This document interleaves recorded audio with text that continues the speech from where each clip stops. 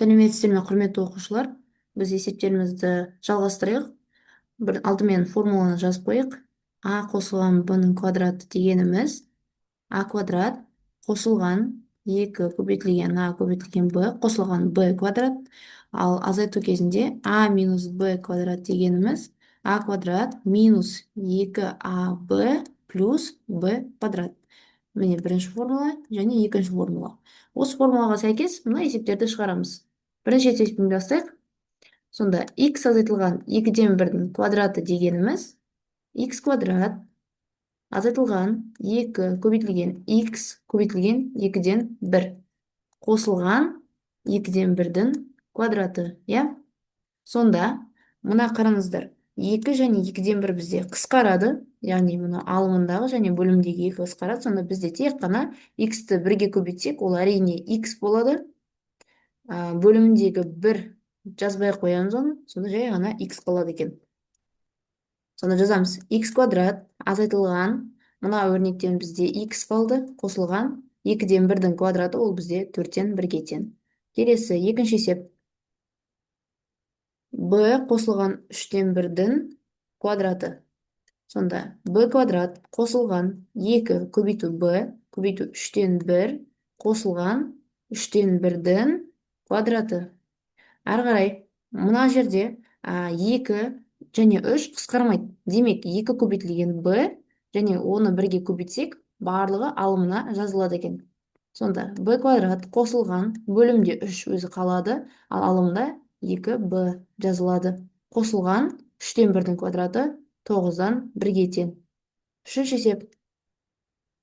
а минус 5-тен 1-дің квадраты дегеніміз а квадрат азайтылған 2 көбейтілген а көбейтілген 5-тен 1 қосылған 5-тен 1-дің квадраты. Сонда мына жерде де 2 мен 5 қысқармайды. Сонда 2а-ны біз алымына жазып жібереміз. а квадрат минус 2а бөлімінде 5 қосылған 5-тен 1-дің квадраты 25-тен 1-ге тең. Төртінші есеп. а бөлінген 2 қосылған b бөлінген 3 және соның квадраты. Бұл жерде а бөлінген 2-ның квадратын жақшаға алып жазамыз міндетті түрде. Қосылған 2 көбейтілген а бөлу 2 көбейтілген b бөлу 3 қосылған b бөлу 3-тің квадраты. Сонда қараңыздар, мына жерде 2 және бөліміндегі 2 қысқарады, ал 1 болады.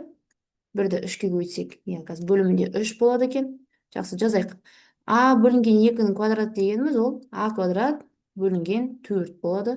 Қосылған алымында а-ға b-ны көбейтілген, соны жазамыз. Ал бөлімде 1-ді 3-ке көбейтеміз, ол әрине 3 болады. Қосу b квадрат және 3-тің квадраты, ол бізде 9. Келесі 5-ші есепті шығарайық. Дәл сондай. x бөлінген 4 қосылған y бөлінген 3-тің квадраты.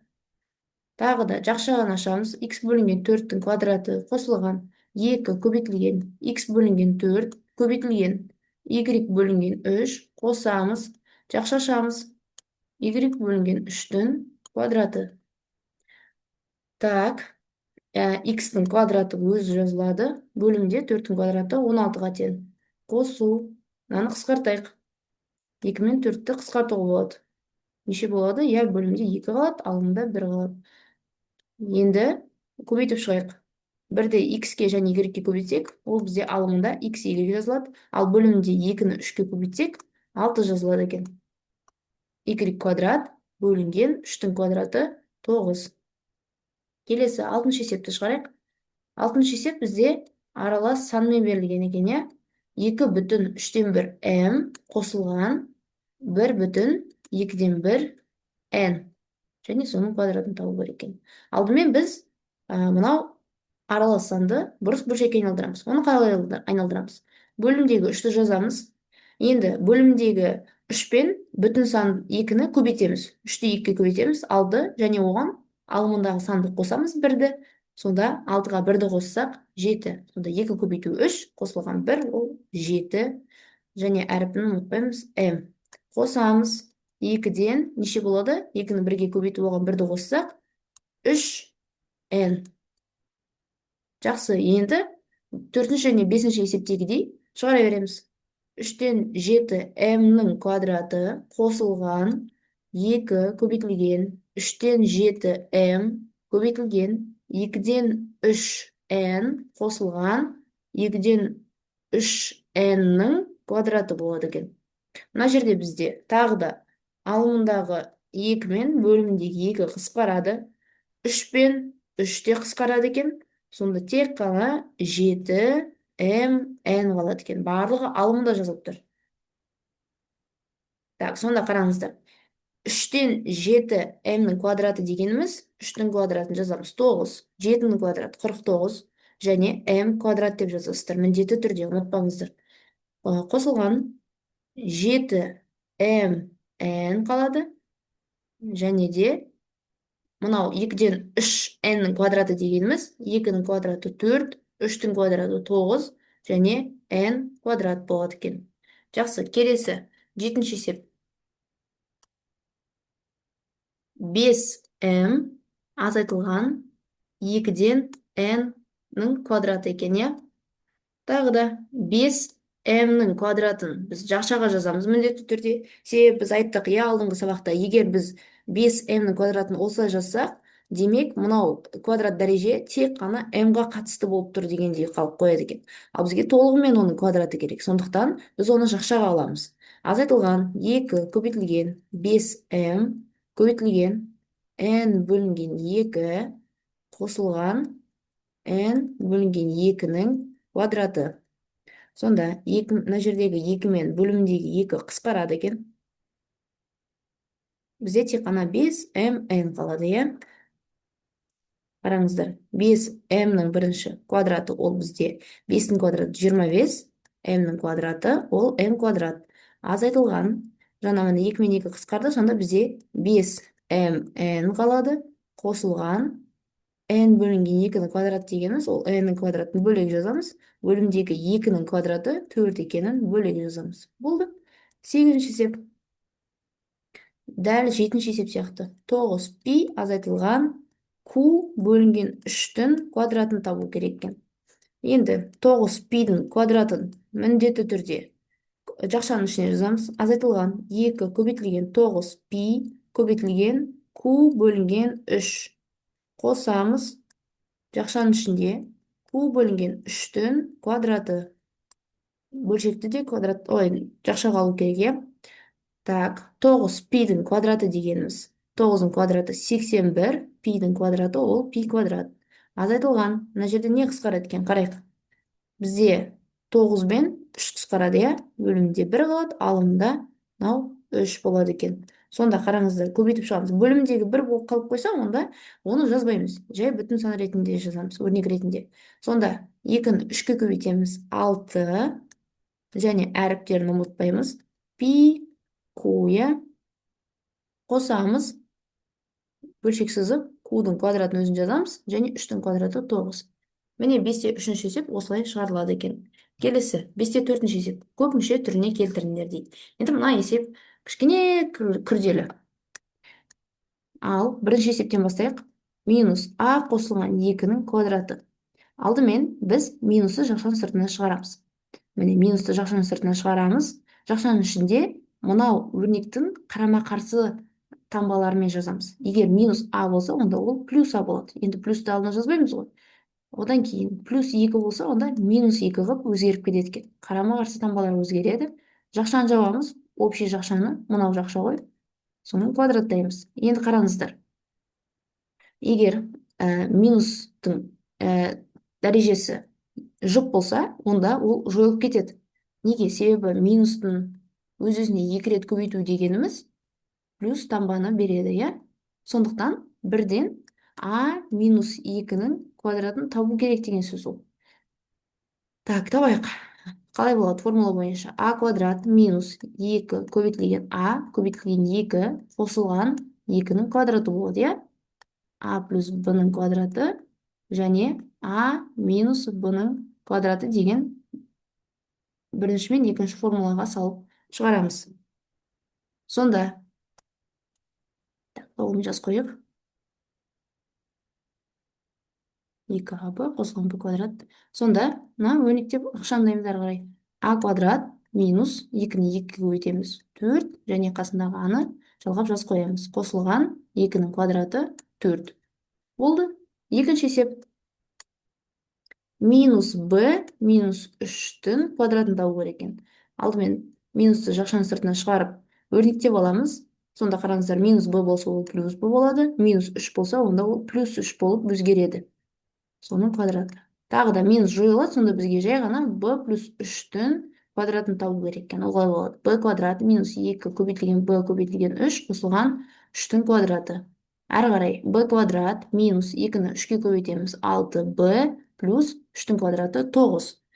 Келесі үшінші есеп. Минус n қосылған 4-тің квадраты. Минусты жақшаның сыртына шығарамыз. Сонда бізде қарама-қарсы таңбалар өзгереді. Минус n ол плюс n болады, плюс 4 ол бізде минус 4 болып өзгереді. Соның квадраты.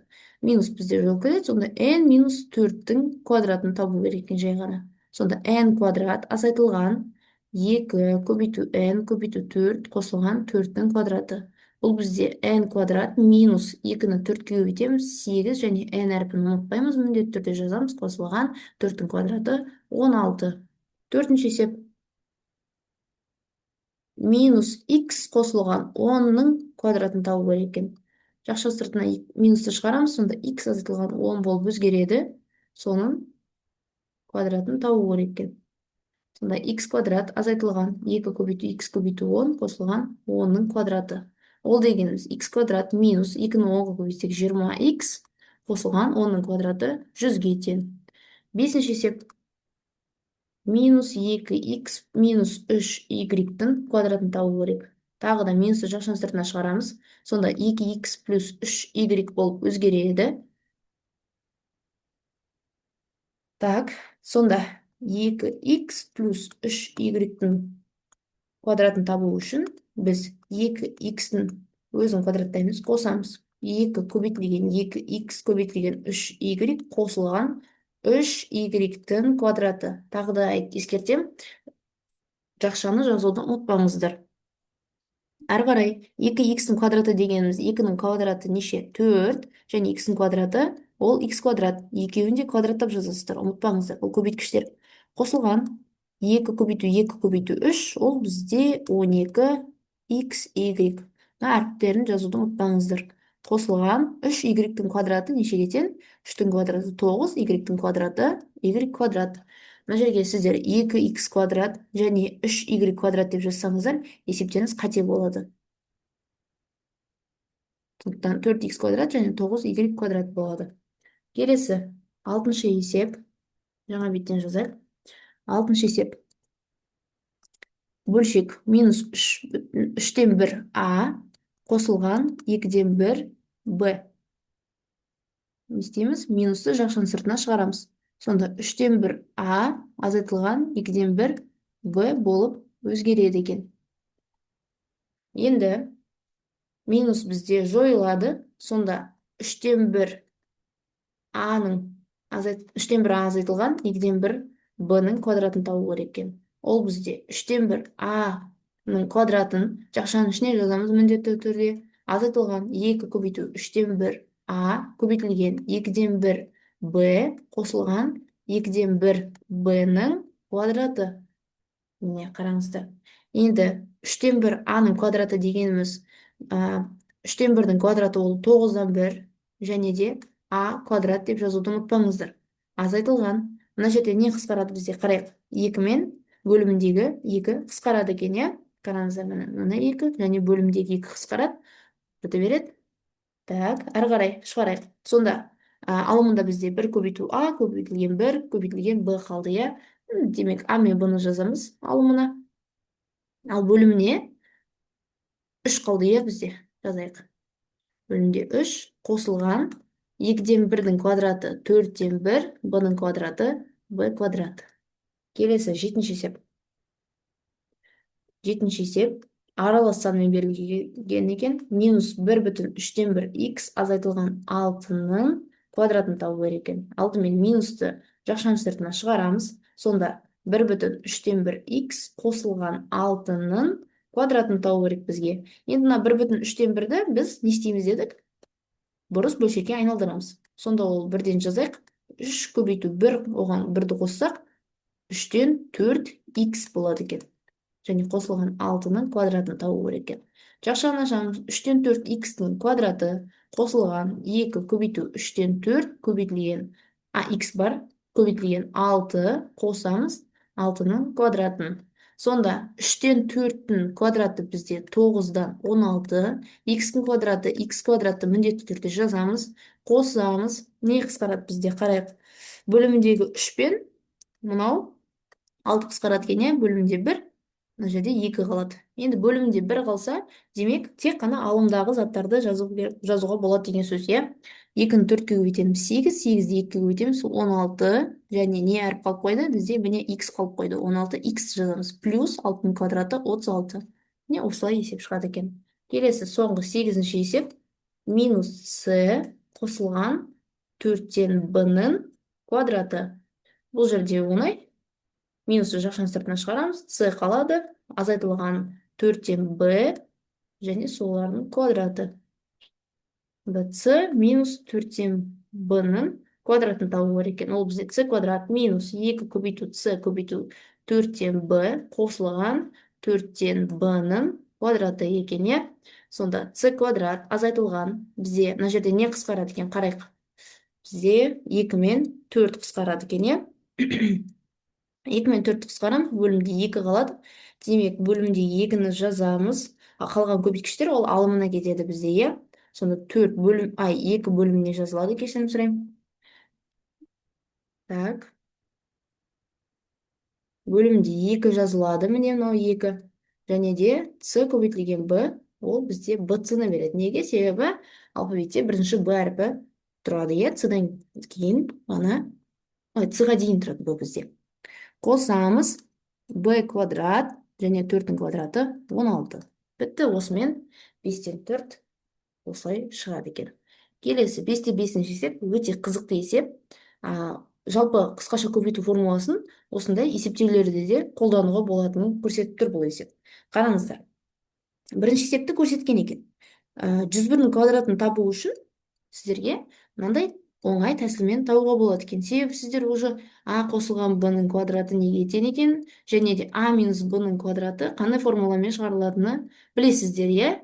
Қайтадан жазып қояйық. А қосылған b-ның квадраты дегеніміз ол а квадрат қосылған 2 еселенген аб қосылған b квадрат. Ал екінші формулада а минус b квадрат дегеніміз, а минус b-ның квадраты дегеніміз а квадрат азайтылған 2аб плюс b квадрат. Енді осы формуланы қолданып шығарайық. 101-ның квадратын табу үшін біз білеміз, е. 101 дегеніміз ол 100 қосу 1 екен. Бізге ыңғайлы осылай. Және соның квадраты деп жазуға болады. Дұрыс па? Ары қарай мынаны жай формулаға саламыз. Сонда 100-ның квадраты қосылған 2 еселенген 100 және де 1-дің көбейтіндісі қосылған 1-дің квадраты. Сонда 100-ның квадраты бізде неге тең? 100-ның 10 мыңға тең, е. Қосамыз 2-ні 100-ге және 1-ге көбейтсек 200 болады, және оған қосамыз 1-ді. Сонда жауап 10.201 болады екен. Демек, біз осындай формуланы білу арқылы калькуляторсыз есепті шығара алады екенбіз. Санның квадратын табуға болады екен, екен. Екіншісі 31-ның квадраты. Оны қалай жазуға болады? Оны бізге ондықтармен, жүздіктермен жұмыс жасаған оңай ғой. Сондықтан ондық бізде 3 ондық 30 қосылған 1 деп жазуға болады. Соның квадраты деп. Яғни мен мынау 31-ді 30 қосу 1 деп жазып алдым. Квадратын әрине міне жақшаның сыртына жаздым. Жақсы. Енді 30 қосылған 1-дің квадраты дегеніміз ол 30-дің квадраты қосылған 2 көбейту 30 көбейту 1 қосылған 1-дің квадраты. 30-ның квадраты неге тең? 3-тің квадраты 9-ға тең, ал 0 бізде біреу болса квадратпен 2 болып кетеді. Қосамыз. 2-ні 3-ке көбейтеміз 6, 0-ін жалғап жазамыз. Қосылған 1-дің квадраты 1-ге тең. Сонда мына жауап 961 болады екен. Қараңыздар, оқушылар, ескерту. Мынау сандардың бәрін квадраттарын табу бойынша, көбейту бойынша калькулятор қолданбай шығарыңыздар. Сол кезде сіздер өздеріңіз жұмыс жасау арқылы бәрін түсінесіздер. Үшінші есеп. елу бірдің квадраты дейді. Елу бірдің квадраты дегеніміз ол елу қосылған бірдің квадраты деп жазуға болады, иә? Қайтадан елудің квадраты қосылған екі көбейту елу көбейту бір формула бойынша қосылған бірдің квадраты. Елудің квадраты дегеніміз не? Бестің квадраты бізде 25-ге тең, ал мынау 0 квадраттың арқасында екеу болып кетеді екен, иә? Қосамыз, екіні елуге көбейтсек 100 қосылған 1. Сонда 2601 деген жауап болады екен. Төртінші есеп 39-ның квадраты дейді. Ал керек болса. Мынаны қалай жазамыз? 30 қосылған 9 деп жазамыз ба? Жоқ, менің ойымша бұл өте қолайсыз. Қазір сіздер 2-ні 30-ға, одан кейін 9-ға өйтесіздер. Жоқ, одан да сіздер азайтумен жазыңыздар. Өйткені бізде екінші формула бар ғой, азайтумен. 40 азайтылған 1-дің квадраты деп жазайық. Міне осылай ыңғайлы болды. Сонда 40-тың квадраты азайтылған 2 көбейту 40 көбейту 1 қосылған 1-дің квадраты. 40-тың квадраты дегеніміз 4-тің квадраты 16, 0 бізде екеу болады. Азайтылған 2-ні 4-ке көбейтсек 80, ой, 2-ні 40-қа көбейтсек 80 қосылған 1. Сонда 1600-ден 80-ді азайтсақ 1520 болады, оған 1-ді қоссақ 1521 болады. Я, әрине 39-ның квадратын біз 30 қосылған 9-бен жазуға болады. Бірақ ол ыңғайсыз. Қараңыздар. 30-ның квадраты қосылған 2 көбейту 30 көбейту 9 деп жазуға болады. Одан кейін қосу 9-ның квадраты. Мына жерде қараңыздар. 900 болады қосылған. 2-ні 3-ке көбейтесіздер 6, 6-ны 9-ға көбейтесіздер 54, 0-ді жалғап жазасыздар 540, сосын қосу 9-ның квадраты 81. Мынаны қосу үшін сіздерге көбірек уақыт жұмсау керек, иә? Бағандап қосасыздар ма? Әйтеуір көп уақыт кетеді. Бірақ соңында, иә, әрине 1521 деген жауап болады. Бірақ мынау нөлдіктермен жұмыс жасаған оңайырақ емес па? Иә? Келесі 5-ші есепті қарайық. 103-тің квадраты дейді. Ол әрине енді 100 қосылған 3-тің квадраты деген сөз. Сонда 100-дің квадраты қосамыз, 2 көбейту 100 көбейту 3 қосамыз 3-тің квадраты. Сонда 100-дің квадраты бізде 100-дің өзін жазамыз, және де тағы да 2-0 жалғаймыз. Иә? Мынау 2-0 квадраттың арқасында 4-0 болып кету керек екен. Міне. Жақсы, қосу 2-ні 100-ге көбейтеміз және 3-ке көбейтеміз. 2-ге 3-ті көбейтеміз 6, значит 600 деген сөз. Қосылған 3-тің квадраты 9. Сонда 10.609 болады екен жауап. Керемет. Мынаны калькуляторсыз мысалы шығара алмайды ғой 2-ның бірі. Ал біз формуланың арқасында осылай шығара алады екенбіз. Келесі 6-шы есеп 99-ның квадраты. Тағы да 2 тәсіл бар. Біреуін азайту арқылы шығаруға, ал екіншісі қосу арқылы шығаруға. Енді менің ойымша азайтумен жеңілірек. 100-ден 1-ді азайту жазған оңайырақ қой. Сонда 100-дің квадраты азайтылған 2 көбейту 100 көбейтілген 1 қосылған 1-дің квадраты. Енді 100-дің квадраты бағана ғана айттық 10.000-ға тең 4-0 азайтылған 200 және оған 1-ді қосамыз. Енді 10.000-нан 200 азайтсақ, бұл 9800. 1-ді қоссақ 9801. Келесі 7-ші есеп. 999-дың квадраты дейді. Ол дегеніміз не? 1000 азайтылған 1-дің квадраты деп жазуға болады. Яғни 1000-ның квадраты азайтылған 2 көбейту 1000 көбейтілген 1 қосылған 1-дің квадраты. 1000-ның квадраты дегеніміз не? 1000-ның өзін жазамыз, сосын 3-0 тағы да қосып жазамыз. 6-0 болады, иә? 6-0 болу керек. Азайтылған 2000 қосылған 1. Миллионнан 2000-ді азайтсақ, 998.000 болады, және оған 1-ді қосамыз. 998.001 болады. Міне, осындай жауап. 8-шісі. 1001-дің квадратын табу керек. Ол әрине енді қосумен жазылады, иә? 1000 қосылған 1-дің квадраты. Сонда 1000-ның квадраты қосылған 2 көбейту 1000 көбейту 1 қосылған 1-дің квадраты. Қысқаша көбейту формуласына салып жатырмыз. Бірінші және екінші формулаларына. Сонда 1000-ның квадраты ол бізде миллионға тең 3-0 қосылған 2000 және оған қосамыз 1-ді. Сонда 1.000.000 2000 1 болады екен. 1 миллион 2001. Жақсы, дұрыс. Так, келесі 9-шысы 105-тің квадраты. Оны да қосу арқылы, яғни бірінші формуламен жазуға болады, 100 қосылған 5-тің квадраты деп. Өйткені 110 азайтылған 5 деп жазсақ, әрине 110-ның квадратын табу үшін сіздерге қайтадан мынау 100 қосылған 10 деп жазу керек. Лучше 100 азайтылған 5 деп жазған дұрыс болады. Сонда 100-дің квадраты қосылған 2 көбейту 100 көбейту 5 қосылған 5-тің квадраты. Қараңыздар, 100-дің квадраты дегеніміз ол 100-дің өзін жазасыздар, сондағы 2 нөлін қосып жазасыздар. Плюс 2-ні 5-ке көбейтеміз 10, 10-ды 100-ге көбейтсек 1000 болады. Қосамыз, 5-тің квадраты 25. Сонда 10 мыңға 1000-ды қоссақ 11 мың болады, 25-ті қоссақ 11 мың 25 болады екен. Жақсы, сабаққа қатысқандарыңызға рахмет. Сау болыңыздар. Видео ұнаса лайк басып, тіркеліп кетіңіздер. Комментарийға сұрақтарыңыз болса жаза беріңіздер. Сіздермен болған Динас Төлегенқызы. Сау болыңыздар.